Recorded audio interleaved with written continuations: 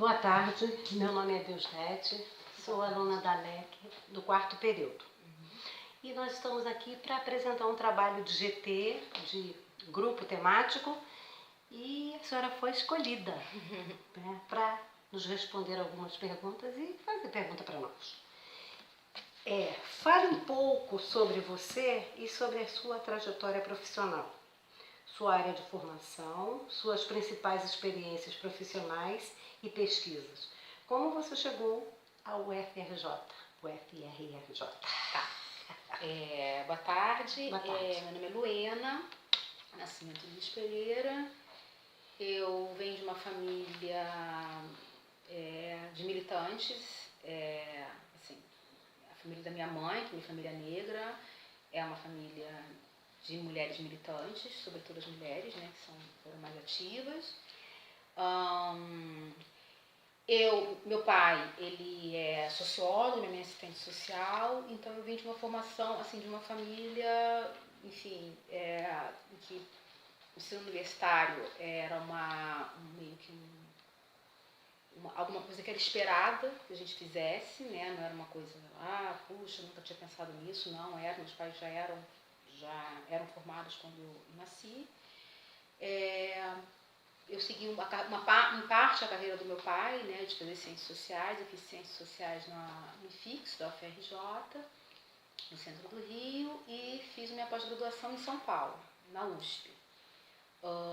Eu sempre trabalhei com estudos africanos, pesquisei em Angola, pesquisei em África. Meu pai tinha uma atuação muito grande, né, em estudos africanos, ele vinha de estudos africanos, foi diretor do Centro de Estudos Afroasiáticos da Universidade Cândido Mendes, mas ele era da sociologia, das relações internacionais, e eu fui para a área de antropologia, né? Mas trabalhei desde o começo com temáticas que me interessavam sobre a África, não relações raciais, mas África, Angola, e minha pesquisa de campo foi sobre refugiados angolanos no Rio de Janeiro. No mestrado, em São Paulo, eu fui para antropologia e fui para Angola trabalhar com a temática dos exilados, né? Trabalho sobre identidade étnica e nacional em Angola. Tanto no mestrado como no doutorado, eu trabalhei, digamos, com o mesmo grupo, com uma temática muito semelhante. Eu morei em São Paulo 11 anos, né? Numa universidade como a USP, que é uma universidade muito, digamos, mais importante do país e muito elitizada, extremamente elitizada. O IFIX não era tão elitizado como a USP, né, comparativamente. Depois da USP eu fui para o SEBRAP, que foi um centro de pesquisa, Centro Brasileiro de Análise e Pesquisa, um centro também tradicional, enfim, que foi criado no período da ditadura, e eu fui para uma pesquisa que era uma parte da minha pesquisa do doutorado sobre igrejas e sobre acusações de feitiçaria em Angola. Passei um curto tempo em Londres, dentro desse pós-doutorado, desenvolvendo, né, minhas pesquisas sobre essa pesquisa sobre acusações de feitiçaria. Depois, quando eu voltei, passei um ano na Unicamp, e foi quando eu fiz concurso para a FRJ, e eu estou aqui na Rural já está completando 10 anos, né, que eu estou na Rural. Na Rural, mesmo tendo todo esse desenvolvimento de trabalho com a África, eu aqui desenvolvi um trabalho que eu pudesse orientar meus alunos, que eu pudesse fazer pesquisa com os meus alunos de graduação, que era o que nós tínhamos no momento, era só graduação em Ciências Sociais, além de outros cursos para quem a gente dá aula, né? Vários cursos que o nosso departamento dá Sociologia, Antropologia e Política, né? Cursos de Pedagogia, de Educação Física, Sociologia e Filosofia, História. E eu desenvolvi na Rural um trabalho, junto com um colega meu, André, sobre quilombo. Né? A gente tinha um trabalho, inclusive, que foi feito junto com a primeira turma do Licenciatura em Educação no Campo, que tinha alguns quilombolas do Bracuí. A gente fez um trabalho de várias frentes de pesquisa, e eu trabalhei sobre educação, ele desde 639, que era uma área que eu já vinha atuando, né? A partir da minha discussão sobre a África. Eu, durante muito tempo, já dava aula para professores dentro da temática étnico-racial, mais do que isso, na temática africana, de história e cultura africana, para professores da rede de ensino, tanto público quanto privada. Eu fiz isso em São Paulo, fiz isso no Rio também, então já vinha de uma história de trabalhar com a lei 10.639. E aqui eu também trabalhei, nesse início da rural, eu trabalhei pensando educação 10.639 numa área de quilombo e fui desenvolvendo um trabalho de orientação na área de estudos étnico-raciais. Atualmente eu estou com um projeto que já tem algum tempo, está finalizando, um projeto sobre literatura africana, sobre literatura infanto-juvenil com temática afro-brasileira, né? Uma discussão um pouco em torno de um dos efeitos da lei 10.639 de produzir um campo editorial muito prolífico, com muitos livros sendo publicados dentro da temática, das exigências da lei 10.639, portanto, com temática étnico-racial, protagonistas negros. Então, uma mudança muito importante na literatura infanto-juvenil sobre essa temática étnico-racial. Isso é uma pesquisa que eu faço com as minhas orientandas de graduação. À medida que a gente criou uma pós-graduação em Ciências Sociais, eu vim trabalhando, orientando alunos com temáticas de cultura negra, relações raciais, etnicidade, mas também sobre marcadores sociais da diferença, que é uma reflexão, enfim, que está pensando de uma maneira mais interseccionalidade, de uma maneira mais cruzada, mais articulada, gênero, sexualidade, raça e classe, né? Então, isso foi um desenvolvimento tanto da minha docência como de orientação, essa discussão da interseccionalidade. Também tenho orientado alunos africanos nos seus trabalhos, tanto sobre a África como sobre o Brasil, né? Então, venho atuando no campo da orientação e no campo da pesquisa nessas temáticas que envolvem, de um lado, a África e de outro, temáticas afro-brasileiras. Boa tarde, Luana, sou a Karine, sou do 5º período de LEC e eu queria saber um pouco sobre as suas visões sobre o racismo, né? Como que você define o racismo, em situações que você já tenha passado por racismo e se você já passou por situações de racismo aqui dentro da rural. O racismo um pouco constitui o lugar da gente no mundo, né? Assim, a gente vive situações de racismo cotidianamente, assim, como eu vim, enfim, eu não sei como seria isso fora da família que eu tive, né? Mas foi uma família muito atenta a essas questões, tanto a minha família negra da minha mãe, como meu pai, que é branco, mas que, enfim, atuava muito dentro da luta antirracista, né?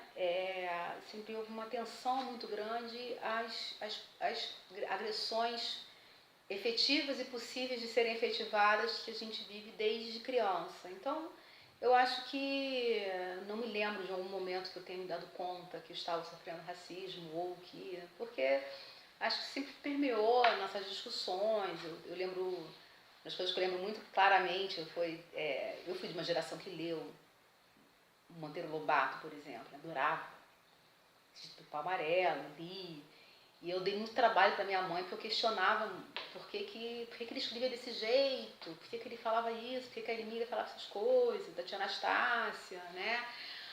E minha mãe teve um certo trabalho para, sem deixar que eu deixasse de ler, né, esses autores, mas questionando, né? Eu nunca deixei de ler nada, mas sempre tinha um processo em casa muito intenso e muito trabalhoso, né? Não é que isso seja fácil, porque eu perdia muito tempo discutindo isso, né? Então, é uma energia que a gente gasta para desconstruir estereótipos, situações, para desenvolver uma tensão com relação ao racismo. Falando um pouco mais da minha fase adulta e da minha trajetória acadêmica, eu vim de uma época em que a gente tinha muito poucos colegas tanto na escola como, sobretudo, na universidade, negros. Não era uma coisa habitual. Eu já era habituada a não ter, porque já vinha de escolas, mesmo escola pública que eu estudei, pelo fato de estudar na Zona Sul, tinham poucos negros. Então, eu já sempre fui acostumada a ser uma das poucas, e essa coisa do destaque acadêmico, do sucesso, né, escolar, ser sempre uma coisa muito observada, muito dita, né? Você é muito boa aluna, você sempre foi uma pessoa que tinha uma facilidade muito grande em me adaptar a esses espaços, né? Então, o que eu posso dizer da minha trajetória, especialmente na USP, que é uma universidade muito especial nesse sentido, né? Ela é, digamos assim, onde se reproduz muito fortemente a noção de mérito, né? Era uma universidade onde que fazia questão que a gente se sentisse muito estranho sempre, né? Não só por ser negro, mas por ser de fora da universidade, não ter feito graduação lá. Então, eram várias alteridades que se produziam na USP e que a gente lidava com isso, tanto nós negros como nós que não éramos criados na USP, lidamos, né? E o racismo que eu sofria, que eu percebia na USP, eu não gosto de falar de sofrer racismo, porque eu acho que isso é um termo muito ruim. Perceber racismo. O sofrimento pode ser uma consequência, pode ser uma opção, você pode reagir isso de várias maneiras, não necessariamente sofrendo, né? Então, assim, a percepção do racismo, para mim, sempre veio muito naquela sensação de, você é diferente, né? Que é uma forma muito cruel de ser racista, porque te tira do seu lugar de conforto. Você sempre é uma pessoa fora da curva, excepcional, diferente, mesmo tendo outros colegas negros dentro da pós-graduação. Isso é que eu me lembro bem, né? Mas também a gente tinha outros espaços bacanas, que era a relação com estudantes africanos, que era a solidariedade transcurso, né? Alunos negros. Como eu morei no alojamento universitário durante 5 anos da minha pós-graduação, acho que a solidariedade dos colegas, isso foi um lado muito bacana de ter estudado na USP, porque a gente viu todo lugar do Brasil e de lugares diferentes do mundo também. Então isso colocava isso muito em perspectiva, né? A questão do racismo e de outras discriminações que a gente passava dentro da universidade. Sim. Enquanto professora, como você trabalha esta temática do racismo? E como você trabalha o contraponto disso, que é o antirracismo? Existem dificuldades para todo trabalhador pedagógico. E essas temáticas, existem dificuldades? Para trabalhar pedagogicamente essas temáticas do racismo, antirracismo? Olha, logo quando a gente entrou aqui no começo da formação do curso de Ciências Sociais, o curso de Ciências Sociais é um curso em que essas questões são trabalhadas necessariamente, né? Porque fazem parte, enfim, então, o centro da discussão, poderia estar mais no centro, mas elas são muito importantes, é um tema importante da discussão sociológica como antropológica, o debate racial, bem como o debate colonial. Embora isso possa ser trabalhado de forma escamoteada e pode ser trabalhado isso de forma mais política, mais problematizada, mais central. Então, eu não estive sozinha nesse movimento, eu acho que eu tive colegas que foram muito abertos para a introdução dessa discussão. A gente fez um curso em que havia uma disciplina chamada Pensamento Social e Político da África, da Ásia e da América Latina, que faz parte do bloco de pensamento político, social e político que a gente tem no nosso curso. É uma disciplina que não existe em outros cursos de graduação em Ciências Sociais, existe no nosso. em que a gente dá panafricanismo, pós-colonialismo, a gente dá essas temáticas no curso de Ciências Sociais, como grade obrigatória do curso, embora seja um curso que eles veem no final, natural, porque é natural, não sei, mas é uma discussão que vai aparecer no fim do curso, mas é um momento muito bacana, onde eles, depois de ter toda uma discussão muito eurocentrada das teorias das ciências sociais, eles vão ver uma discussão muito contemporânea, mas que já tem 100 anos de debate, que é uma discussão crítica à modernidade, ao eurocentrismo, que são os debates do pós-colonialismo, do decolonialismo, dos indianos. Então, a gente tem tido uma experiência muito bacana, que é uma experiência que não são só alunos de ciências sociais, alunos de outros cursos fazem, como matéria optativa. E isso, o mais legal, que isso dentro de uma grade, né? Eu acho que a grade de ciências sociais hoje, ela é ainda, assim, apesar da gente entender que as ciências sociais é uma ciência europeia, que nasce, enfim, no final do século XIX, tem uma perspectiva eurocêntrica, embora ela tente se descentrar disso, mas ela não deixa de estar dentro dessa matriz, a gente podia trabalhar de uma maneira melhor essas questões e a gente ainda tem, eu acho, eu hoje, 10 anos depois, eu vejo que a gente ainda é muito colonial na maneira como a gente organiza o currículo, né? Então, mais do que uma questão racial, especificamente racial, embora a raça é central nesse debate, eu acho que é mais do que raça, eu acho que a gente tem um currículo muito colonial. O currículo da humanidade, de uma maneira geral, ele é muito colonial. Eu acho que ninguém tem que se morrer de culpa com relação a isso, mas é preciso ter um movimento de desconstrução de alguns elementos do currículo para um currículo menos etnocêntrico, né? Eu tinha essa sensação no começo, sempre tive essa sensação em toda a minha formação, né? Acho importantíssimo o trabalho teórico, rigoroso, dos autores, uma coisa que me encantou muito. Gosto muito de teoria e da discussão, da evolução da teoria, mas eu acho que tem umas questões que poderiam ser mais rapidamente transformadas dentro do currículo. Então, só que eu acho que isso é um processo lento ainda de transformação. Eu fico muito contente que a Rural, o meu departamento e o colegiado de curso de Ciências Sociais tenham abertura, mas ainda falta muita desconstrução para o currículo. A gente tem um currículo mais aberto, mais desconstruído, mais plural. Por outro lado, os meus estudantes, assim, eu vivi nesses 10 anos um processo de enegrecimento muito rápido da universidade, né? Foi um momento que eu entrei, foi um momento da expansão universitária e um momento também da introdução das cotas e da expansão do ensino. E a gente teve um movimento muito importante dos alunos, né, que transformaram muito o jeito como a gente também vai construindo conhecimento dentro de sala de aula a partir de uma perspectiva muito diferente daquela que eu tive.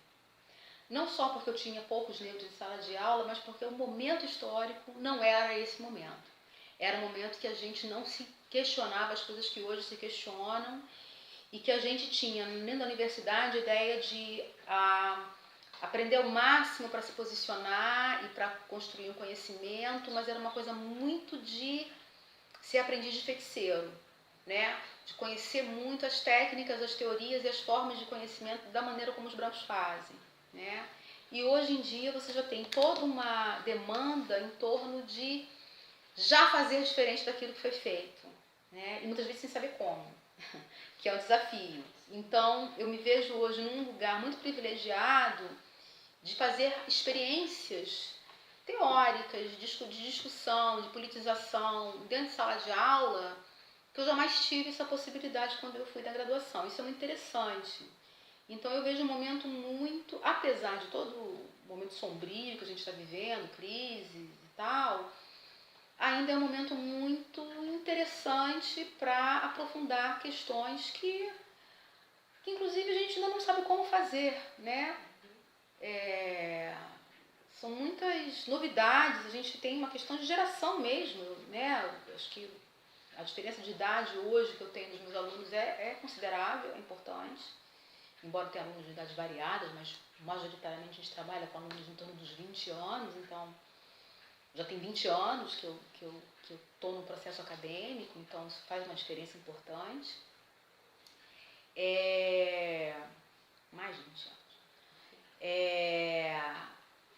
Então, assim, eu vejo com muito otimismo, assim, eu não vejo como, tenho problemas, eu tenho passos, não, acho que eu tenho desafios. Eu vejo como desafiador esse processo de transformação na universidade quanto aos questionamentos de currículo, quanto aos questionamentos dos comportamentos discriminatórios, de intolerância, não só com relação à raça, como com relação a gênero, com relação à sexualidade. Isso é uma coisa que está sendo muito mais interpelada, sem ser uma separação entre dentro e fora de sala de aula. Eu acho que essas questões que surgem fora de sala de aula, dentro de sala de aula, elas interpelam o fazer acadêmico, teórico, da pesquisa, né?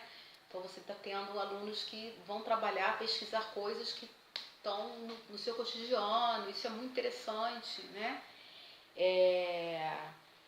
Então eu acho que, eu não diria que eu tenho dificuldade nesse sentido de, eu tenho impedimento. Eu não vejo impedimento, eu vejo desafios e dificuldades que são inerentes do trabalho pedagógico mesmo, de pensar sobre essas questões. É claro que existem resistências, é claro que existem não entendimentos, ou desentendimentos, ou silenciamentos. Existe. Mas eu vejo muito mais um processo de transformação nesse momento com relação às questões de raça, gênero e sexualidade, muito mais ativadas, muito mais problematizadas dentro e fora de sala de aula do que quando eu era estudante. Suas visões sobre o combate ao racismo nas universidades, de um modo geral. Qual a sua opinião sobre o trabalho antirracista nas universidades e quais propostas você tem para fazer avançar esse trabalho nas universidades de modo geral? Mas quando você fala universidades, é entre alunos? Nas universidades, na instituição universidade. Eu acho que a universidade ela se transformou de uma maneira muito não é rápida, mas ela se transformou de uma maneira importante nos últimos anos e como o país, a universidade tem especificidades, mas a sociedade, quer dizer, a gente está vendo um momento de muito acirramento político e ideológico. Então, assim, o racismo dentro da universidade, ele tem características específicas, mas ela acompanha um processo histórico que nós estamos vivendo nesse momento hoje. Com a diferença que a universidade sempre foi um espaço branco, e agora ele está se tornando um espaço, então, é um espaço plural, negro, né? Então, as temáticas que emergem dentro da universidade, elas estão muito ativadas, vamos dizer assim. Eu não acho que elas sejam avançadas com relação à sociedade, mas elas estão ativadas e é desse lugar que estão surgindo, digamos, os grandes movimentos de problematização da intolerância, das discriminações e da violência racial, né?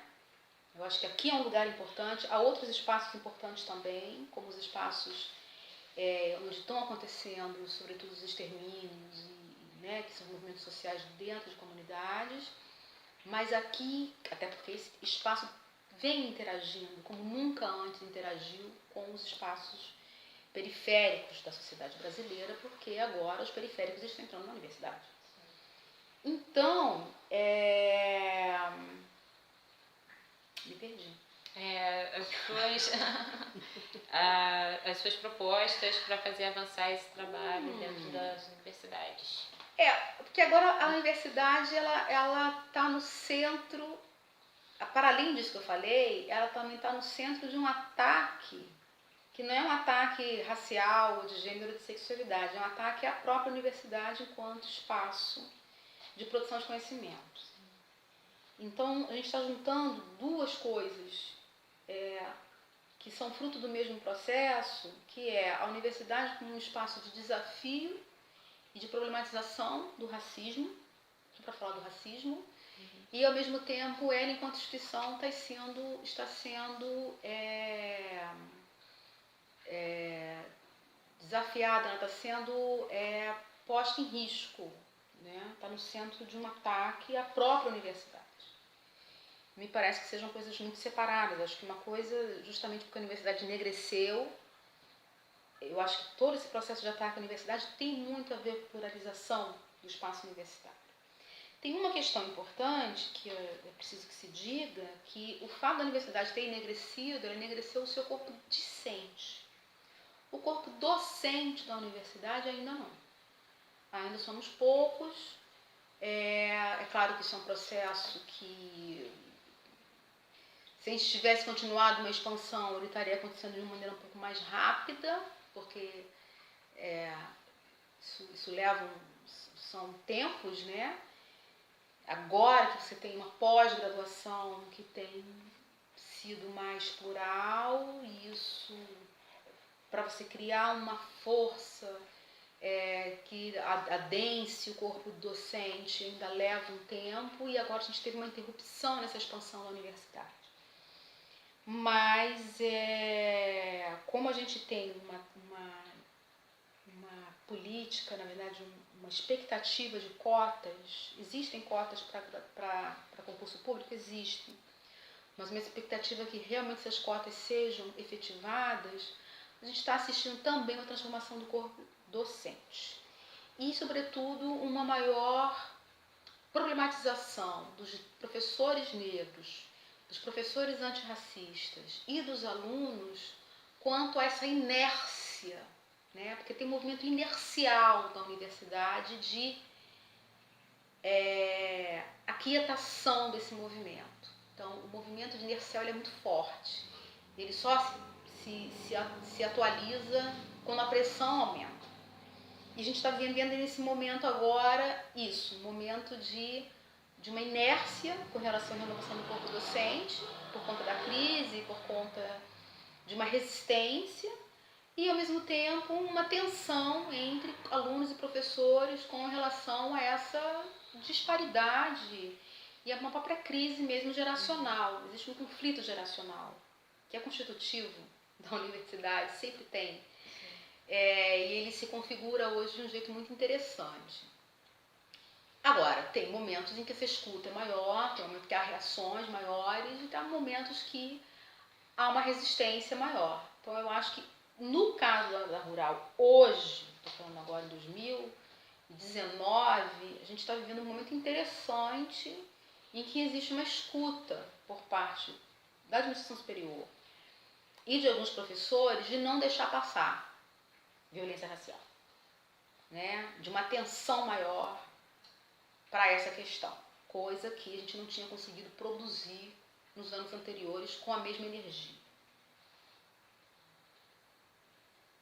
É isso. Você gostaria de fazer algum comentário? A gente está chegando já no final. Algum acréscimo, alguma retificação à nossa entrevista? Ou você teria alguma pergunta a nos fazer? Não sei. Estou aqui pensando, assim, porque eu tô pensando nesse movimento agora que teve, né, dessas últimas agressões raciais, sim, em especial contra um professor, que além de ser negro, é estrangeiro, e contra alunos, né, quer dizer, que voltaram à tona, né?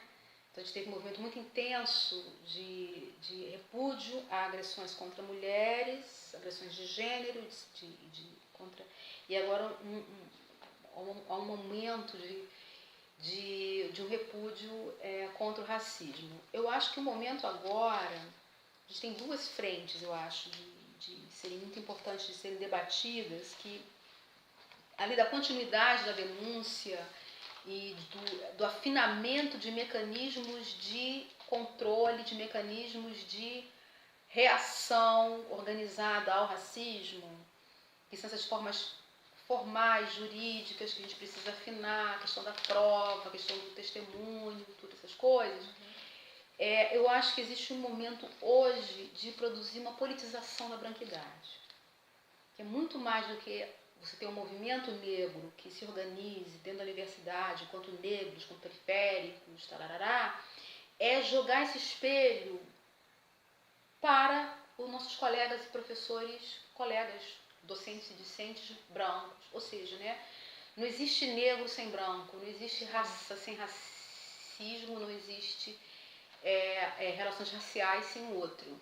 Então, a gente está o tempo inteiro falando para nós mesmos, tentando convencer, tem racismo, olha, tem uma questão.